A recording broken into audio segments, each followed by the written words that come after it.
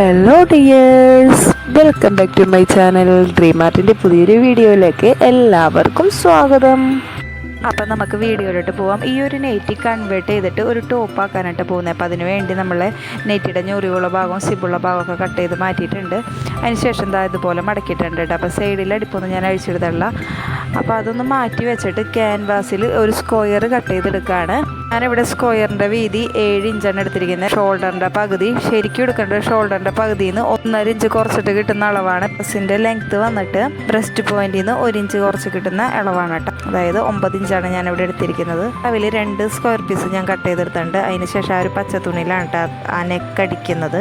പിന്നെ ഈ ക്യാൻവാസ് ഇതുപോലെ വെച്ചിട്ട് നമുക്ക് ഫുൾ ലെങ്ത്ത് ഇതുപോലെ ഒന്ന് മാർക്ക് ചെയ്ത് കൊടുക്കുക. എൽത്തുമ്പും ചേർത്ത് 28 ഇഞ്ചാണ് ഞാൻ ഫുൾ ലെങ്ത്ത് എടുത്തിരിക്കുന്നത്. അതൊന്ന് സ്ട്രെയിറ്റ് ലൈൻ കൊടുത്ത് കട്ട് ചെയ്തെടുത്തിട്ടുണ്ട്. കോർണറിലെ ചെരുവിൻ്റെ അളവെടുക്കേണ്ടത് സ്ക്രീനിൽ എഴുതിയിട്ടുണ്ട്, മാർക്കും ചെയ്തിട്ടുണ്ട്. അതുപോലെയാണ് കേട്ടോ ഞാൻ കോർണറിൽ ചെരിച്ച് മാർക്ക് ചെയ്തിരിക്കുന്നത്.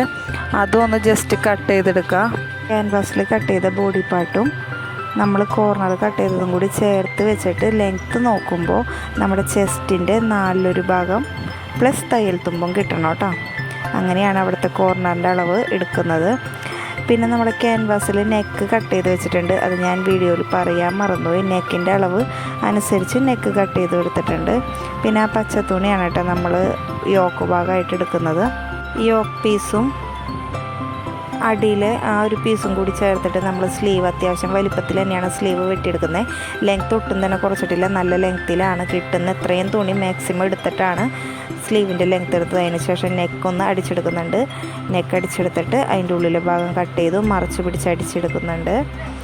നമ്മുടെ ഒരു സാരിയുടെ തുണിയാണ് കേട്ടോ യോക്കായിട്ട് എടുക്കുന്നത്. അതുകൊണ്ട് തന്നെ പിടിച്ചിട്ട് കിട്ടുന്നുണ്ടായിരുന്നില്ല. അതുകൊണ്ടാണ് ഫുള്ള് കവർ ചെയ്ത് അടിച്ച് വെക്കുന്നത്. ഈ യോക്ക് ഭാഗം അടിച്ചെടുത്തതിന് ശേഷം നമ്മളുടെ നെറ്റിയുടെ അടിഭാഗം കട്ട് ചെയ്ത് വെച്ചിട്ടില്ലേ ഒരു കോർണറൊക്കെ ആയിട്ട്, ആ ഒരു ഭാഗത്ത് ചെറുതായിട്ടൊന്ന് ചുരുക്കിട്ട് കൊടുത്തിട്ട് അടിച്ചു കൊടുക്കുകയാണ്. യോക്കുമ്മ ചേർത്ത് വെച്ച് അടിച്ചു കൊടുക്കുകയാണ്. അപ്പോൾ നമ്മൾ ആ കോർണർ കട്ട് ചെയ്ത ഭാഗം ഇത് ചുരുക്കുന്നില്ല. അത് കഴിഞ്ഞിട്ട് ആ കോർണർ കട്ട് ചെയ്ത ഭാഗം വിട്ടിട്ടുള്ള ഭാഗത്താണ് നമ്മൾ ചുരുക്കിട്ട് കൊടുത്തിരിക്കുന്നത്. അത് നമുക്ക് അടിച്ച് വരുമ്പോൾ കറക്റ്റായിട്ട് മനസ്സിലാവും. നമ്മൾ നെയ്റ്റി അടിക്കുന്ന അതേ മോഡലിലാണ് അടിച്ചെടുത്തിരിക്കുന്നത്. നമ്മൾ ഫ്രണ്ടിലുള്ള നെയ്റ്റി അടിക്കുന്ന അതേ മോഡലിലാണ് അടിച്ചെടുത്തിരിക്കുന്നത്. ഇതാ കണ്ടില്ലേ. അപ്പോൾ 2 വശവും അടിച്ചെടുത്തിട്ടുണ്ട്. അതിന് ശേഷം നല്ല വശവും ചേർത്ത് വെച്ചിട്ട് ഷോൾഡർ ജോയിൻറ്റ് ചെയ്യുക. പിന്നെ സ്ലീവ് അറ്റാച്ച് ചെയ്ത് കൊടുക്കുക. സൈഡ് ജോയിൻറ്റ് ചെയ്യുക. അടിവശം മടക്കിയടിക്കുക. ഇത്രയും ഉള്ളൂ നമ്മുടെ സ്റ്റിച്ചിങ്. അപ്പോൾ സൈഡ് ജോയിൻറ്റ് ചെയ്യുന്നതും സ്ലീവ് ജോയിൻറ്റ് ചെയ്യുന്നതൊന്നും കാണിച്ചിട്ടില്ല. പിന്നെ സ്ലീവിൻ്റെ അടിവശത്ത് ഞാൻ ചെറിയൊരു ഇലാസ്റ്റിക് കൊടുക്കുന്നുണ്ട്. അപ്പോൾ 1 ഇഞ്ച് ഗ്യാപ്പ് വിട്ടിട്ടാണ് ഇലാസ്റ്റിക് കൊടുക്കുന്നത്. നമ്മളെ ഫൈനൽ ലുക്ക് ഇതാണ് കേട്ടോ. അപ്പോൾ ഫോട്ടോ എടുത്തത് ഒറ്റയ്ക്കാണ്, അതിൻ്റെ ഒരു പോരായ്മയുണ്ട്. അപ്പോൾ ഇത്രയേ ഉള്ളൂ വീഡിയോ ഇഷ്ടമായാൽ ലൈക്ക് ചെയ്യാനും ഷെയർ ചെയ്യാനും സബ്സ്ക്രൈബ് ചെയ്യാനും മറക്കരുതേ. Thanks for watching.